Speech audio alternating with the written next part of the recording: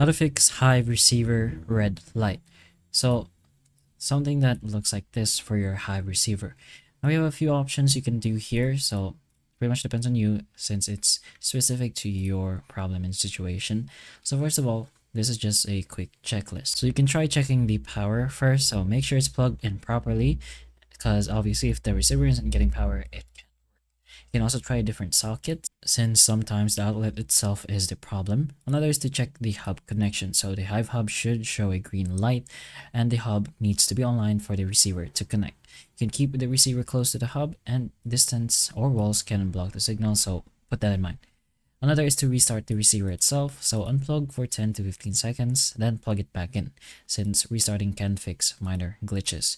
Then you can just wait for it to reconnect, so a green light pretty much means yay, and it means that it's connected, so the green light means it's working properly again. Then you can try repairing the receiver.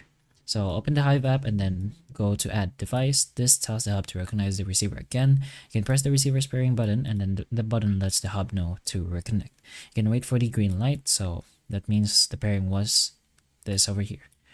You can also go ahead and check for interference, so keep away from metal objects or cabinets since these can block or weaken the signal, and avoid blocking the Wi-Fi signal, so other electronics can cause interference too.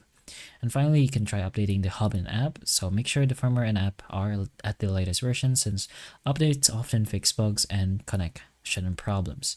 You can also try factory resetting if it is needed, so it's somewhat like a last resort. So reset the receiver, then repair with hub. So this wipes old settings and can fix persistent issues. So that's pretty much a few options you can do to potentially fix the red light problem for your Hive receiver. So hopefully the information of this video can help you, and if it can, please like and subscribe for more videos like this, and that's all.